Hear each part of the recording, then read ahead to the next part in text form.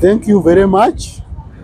My name is Okiki, a resident of Nakuru Town West, as well as aspiring leader, Nakuru Town West constituency. I have few issues to address over the leadership of Nakuru Town West and other aspects of national importance in general. Before I talk of national importance in general, I would want to exclusively address the issue of Nakuru Town West in terms of CDF. When you are elected as a leader or as an MP, there is distinctive roles and functions that you need to undertake to the common man, which are clearly defined in the Constitution of Kenya. One of them being legislation. The major function of an MP is to legislate. That is to say, they make laws that will help the nation to thrive very well. That is the major function of an MP. The other function of an MP is oversight. The national resources must be distributed equally to Kenyans. And this is the work of the MPs to ensure that all the natural resources are distributed to benefit all Kenyans without any discrimination. Number 3 aspect is representation. The other function of an MP is to represent. That is to say, each region have problems that needs to be listened to and presented to Parliament. So as an MP, your role is to go to the common man, listen to their problems, and take it to Parliament for solutions to be found. And the unfortunate thing, these 3 aspects that needs to be addressed are no longer tenable to MPs. The MPs, instead of doing all this, they only focus and major on the aspect of CDF, which is by law is a right to common man.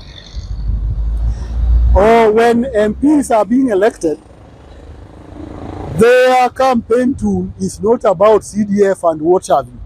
That is by law to the right to a common man, whether the MP is there or not.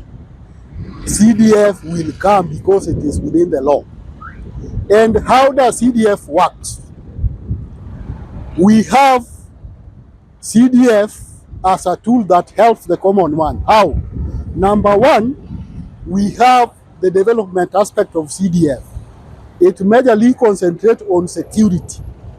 And security here would mean police posts or police stations and the well-being of security in the entire region.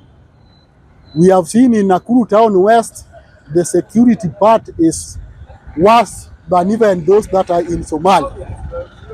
If you want to know where there is insecurity that is being fueled by leaders, come to Nakuru Town West and witness to yourself what is happening in Nakuru Town West in terms of bad security. So that CDF, in line with the security, has failed Nakuru Town West completely. Number 2 aspect of CDF is what we call bursary. The bursary was purely meant to help the helpless Kenyans, people who are really in need, so that they can also get opportunity for their kids to get proper education. But what do we see? What normally happens is simple. People who are moneyed, the rich, get the junk part, while the people who are deserving are discriminated, or they are given peanuts that cannot help them, their kids to get education. Now, like for example in Nakuru Town West, CDF is to help one get education up to the level he can reach. And it starts with what we call secondary. The secondary aspect starts from Form 1 to Form 4. Unfortunately, in Nakuru Town West, CDF only caters for 1 term Form 1. Where did the MP get this law that is discriminatory, that is not serving the purpose? Because the purpose of CDF is to ensure that one gets education up to the level that he deserves to reach. So if you tell me that you're only giving CDF bursaries to Form 1, Term 1, what of the other terms? What will happen with them? And that is why in Nakuru Town West, we have several dropouts, because one term, no way you can continue, you just fizzle out. Yet the money is meant to empower the needy students. So for us, we want to know, and we are asking boldly, that from which constitution did the MP get the idea of only paying Form 1, Term 1? And number two, while others, Term 1, Form 1, while other constituencies takes care of the secondary, full scholarship, they go to colleges and even the universities. What is happening in Nakuru Town West? That is why in Nakuru Town West, we have performance which are very poor, and number two, we have insecurity, because once the kids have dropped out, they have no jobs, they will engage in criminal activities that brings about insecurity. Number three, we have the aspect of sports. CDF also has the aspect of sports, and the sports is where the talents are realized, and talents can also make one earn a living. Like you can see footballers, the renowned footballers like Ronaldo, Messi, and name it. They are surviving because of the talents that they have in football. We have people like Kipchoge, who are thriving in athletics. These are their daily activities that earns them a living. So if we can nurture talents in terms of sports, we will be able to actually get people who can also earn a living and even employ other people to manage their properties.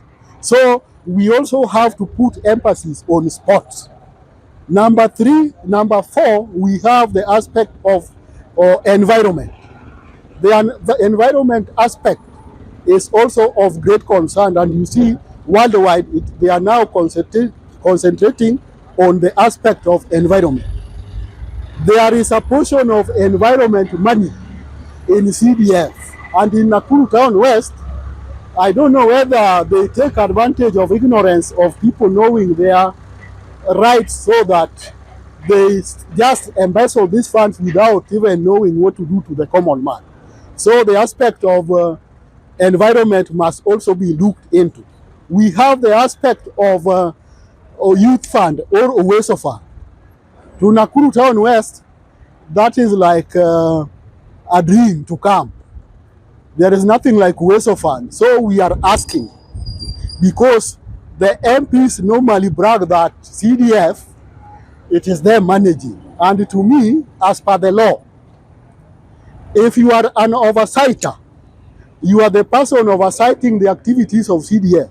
How again do you become the implementer? Why?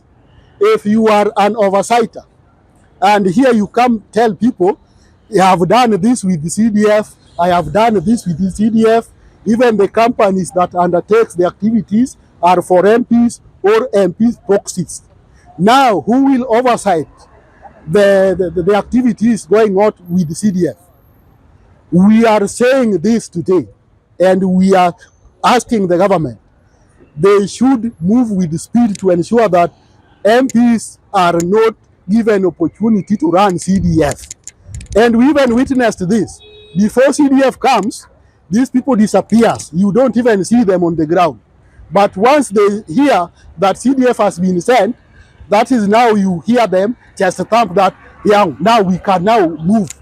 It therefore means that their major concern is CDF. And to me, CDF to them is another source of income. Because how comes when there is no CDF, they disappear? Once CDF comes, you see them just thumping. To me, I'm asking the government that they should remove CDF from MPs with immediate effort. And as MPs, what are your roles? The roles are clearly defined, and even during campaign times, why do we have to elect a leader? Is it because of CDF? No, because of the things that are concerned to the common man that are not within the mandate of the common man. But CDF, once you are given, why again do you have to elect an MP to come and give you your CDF?